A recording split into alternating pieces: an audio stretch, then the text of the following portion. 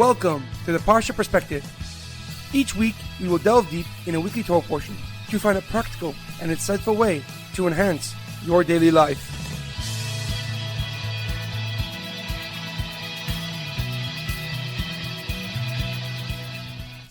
Thank you for tuning in. My name is Rabbi Shalom Yemini, and each week we will look into the weekly Torah portion to find practical and insightful ways to enhance your daily life. This week's Parsha Perspective is in loving memory of Edward ben Efraim and Shlomo ben Edward, and as well as in honor of the Refuah Shlema of Shaul ben Berta, Sasson ben Batia, Chana bas Ester, and Yirachmiel ben Tova Basha. May they have a complete and speedy recovery.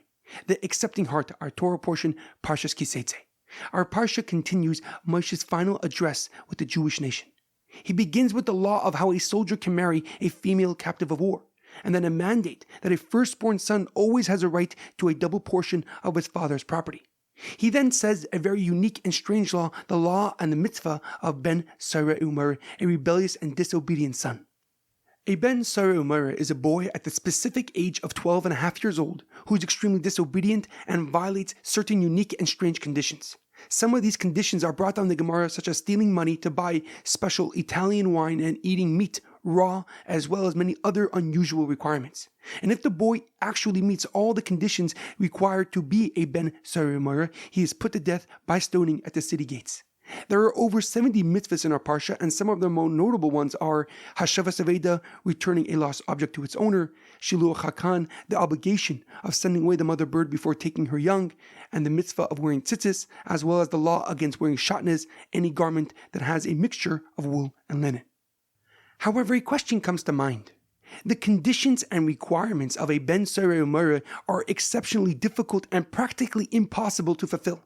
In fact, the Talmud in Sanhedrin writes that this mitzvah has not and will never happen because of its bizarre stipulations. So why does Moshe give the Jewish people a mitzvah that will never be fulfilled? What is the point of teaching something that, thankfully, they won't be able to do?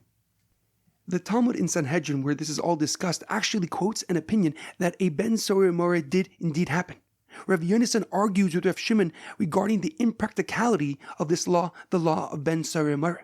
He maintains that it did happen because he saw it with his own eyes and even sat on the boy's grave after being buried. According to Rav Yonasan, despite being next to impossible to carry out, the law of Ben Sorer Umoreh is indeed practical.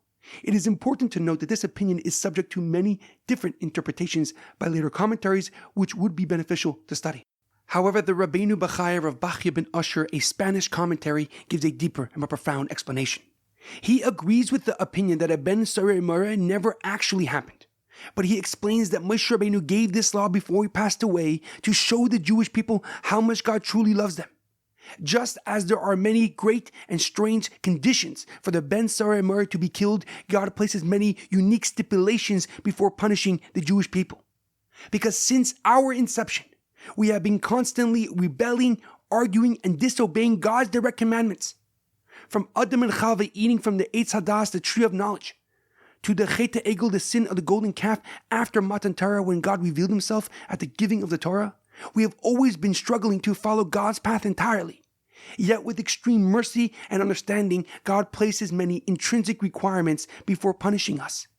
With great compassion and kindness, God takes into account the context of our situation as well as the intention and thought process behind our actions.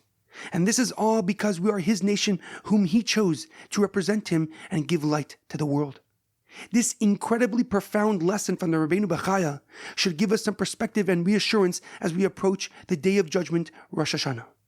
Although Rosh Hashanah is a day of judgment for all mankind, it is also a day we crown God as our King once again for the coming year.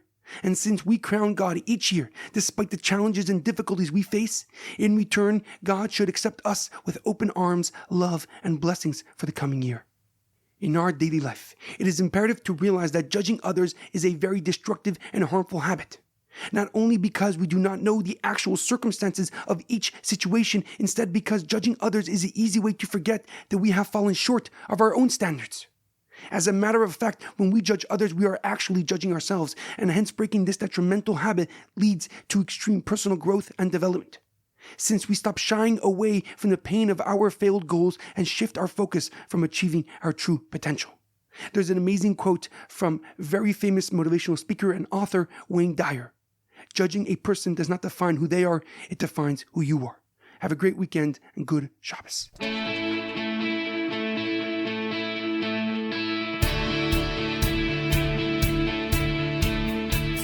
Thank you for tuning in to the Parsha Perspective. Check out our website, theparshaperspective.com. Send thoughts and comments to theparshaperspective@gmail.com. Till next time, thanks for listening.